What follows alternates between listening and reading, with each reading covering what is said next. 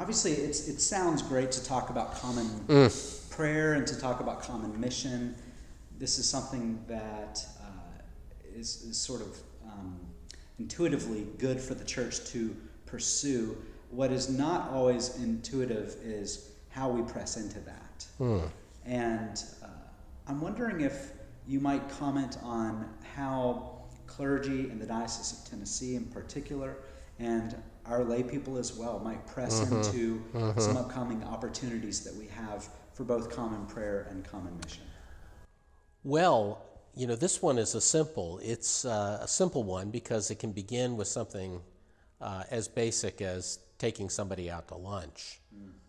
If you're clergy in a community, you might very well have a Roman Catholic or other colleagues that you really don't have much of a relationship with, and relationship begins, with the most simple gestures of invitation and sharing a meal and perhaps even sharing common challenges and a common call to address them. So it can be something as simple and basic as that. Also, of course, it's a few months until next January, but the Week of Prayer for Christian Unity, which is a long-standing ecumenical commitment of both churches, both Roman Catholic and Episcopal Church. It really began in North America. And so it's honored more in the breach than in the observance. And so creating opportunities where Christians from our two traditions can pray together, or opportunities for us to pray together with Christians of many traditions, this is a good thing. It's a good thing to pray for the unity of the church and to demonstrate it in the Week of Prayer for Christian Unity.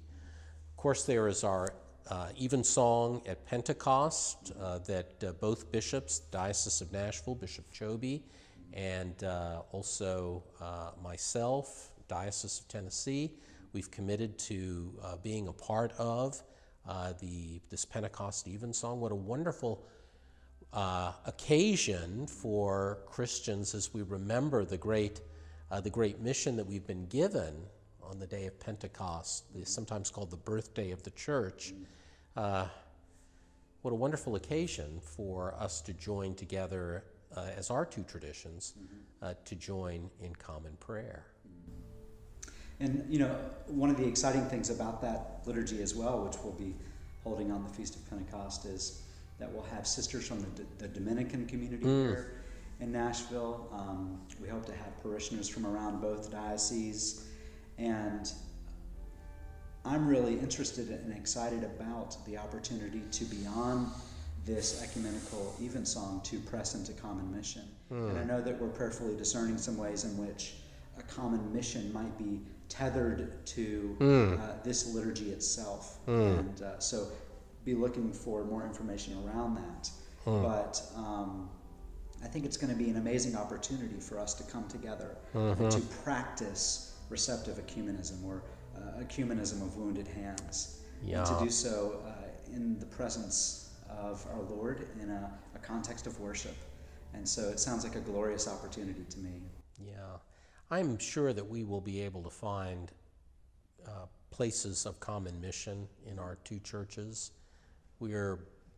Because Nashville and Middle Tennessee are places that people are moving to from all over the world, the issues of immigration, migration are before us. Also, both churches are involved in refugee ministry.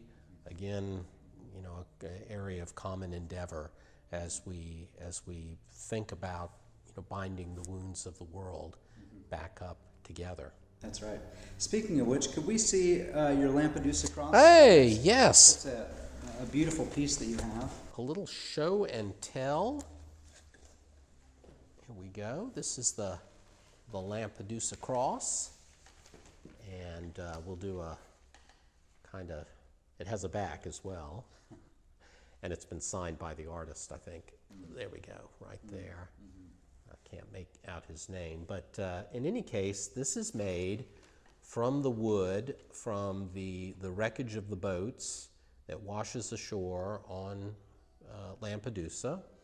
And I'm not really clear. You can see there are a few dings here, which you might expect in wreckage.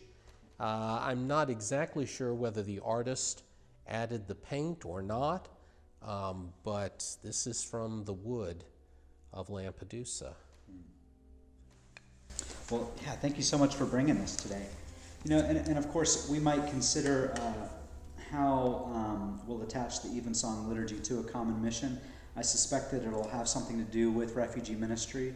I know that's near and dear to many in our own diocese. And we've also talked about the need for ministering to foster care children in the state of Tennessee. There are 6,000 kids in the system currently, and 2,500 churches. So we have great opportunity, a lot of resources, and so we might have that as part of our mission opportunity. But I want to encourage anyone who comes to the liturgy, if you're planning on coming, as the ecumenical officer, I would love to see you there. I would also love for you to invite a colleague, if it's a Roman Catholic colleague, to come and join in. And just like Bishop, you and your colleagues in Rome were sent out together, I think we might send out together colleagues to work not just in common prayer, but in common mission within our respective dioceses. And I think it's a wonderful opportunity for us to press into. If you're a layperson, I would encourage you to invite your friends, your neighbors, especially your Roman Catholic friends, given that this is between our two dioceses.